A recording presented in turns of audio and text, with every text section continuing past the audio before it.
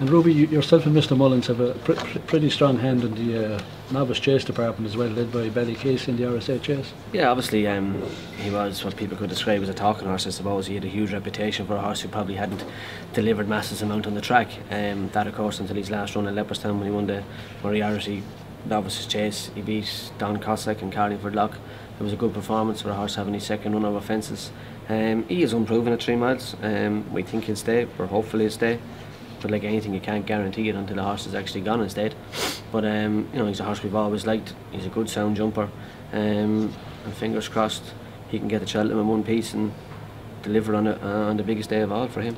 And Felix Younger and Jockey. Felix Younger would want real good ground, wouldn't he? He does seem to want good ground. His form in the autumn was very, very good. I mean, he beat Trifolium and Navan on decent ground. He beat the Philologic in Punchestown on decent ground. He won a 2.5 mile beginners last May in Punchestown. He's always struck me as the kind of horse who wanted a little bit of a trip. He was second to Simon Sigg in a Neptune Investments novices hurdle. You know, he's a decent horse on good ground with great spring. He struggled a bit in heavy ground. He was disappointing at Christmas.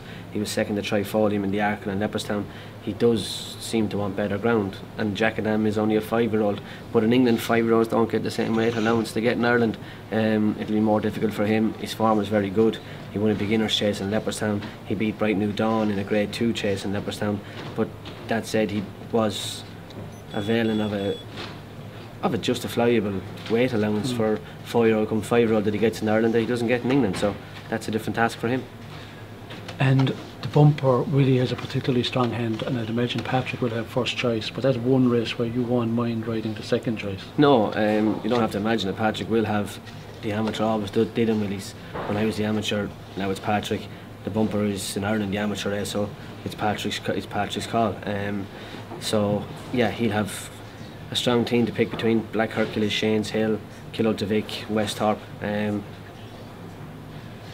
You wouldn't mind the second string. That said, Patrick could pick one, I could pick one, and Paul Townend or David Casey, whoever else rides the others, whoever they are, could end up on the right one. That's the way it is with bumper horses. They're all nice types with big futures. Black Hercules is a gorgeous big horse, real chasing type. He's 2 from 2. Shane's Hill is 2 from 2. Killow-to-Vic is 2 from 3.